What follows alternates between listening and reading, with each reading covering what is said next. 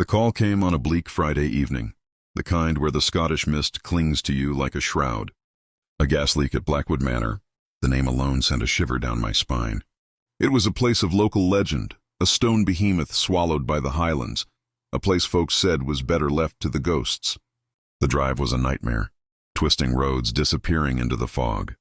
Every instinct screamed at me to turn back, but duty and the promise of a weekend off pushed me forward. When I finally arrived, the manor loomed out of the gloom, more tomb than house. The laird, a skeletal man named Alistair Blackwood who looked as ancient as the stones around him, greeted me at the door. His eyes were the color of a winter storm. "The house breathes," he rasped, his voice a dry whisper. "It has its own rhythms. Be wary of them." He warned me away from the cellar, insisting the pipes there were long dead. But my detector was already chirping a frantic tune, its needle jumping. The source was deep within the house, deep in the cellar. Ignoring his cryptic warning, I descended into the frigid dark.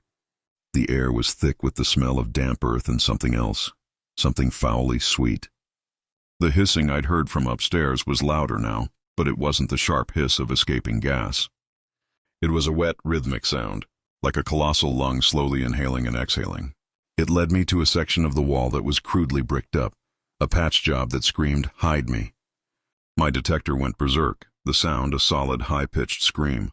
The leak was behind there, it had to be. I called out, my voice swallowed by the oppressive silence between the breaths. No answer. I set my tools down, my heart hammering against my ribs. I chose a sledgehammer. Just a cracked main, I told myself, the lie tasting like ash in my mouth. The first strike echoed like a gunshot. A low guttural growl answered from behind the bricks. My blood ran cold, but I was here to do a job. I struck again and again until the wall crumbled. The hissing stopped. A wave of putrid air washed over me, a stench of decay and the grave. I shone my headlamp into the gaping hole. For a moment, there was nothing but absolute black. Then, two pinpricks of pale, milky light ignited in the darkness. They weren't reflecting my light. They were a light of their own. The rhythmic breathing returned, no longer a hiss, but a deep, wet roar that vibrated through the floor, shaking the very foundations of the manor. A shadow, impossibly long and thin, unfurled from the opening, a limb of pure nightmare. The last thing my body camera recorded was my own scream as the shadow lunged, and from the top of the stairs the laird's whisper echoed down. "Some pipes are best left untouched."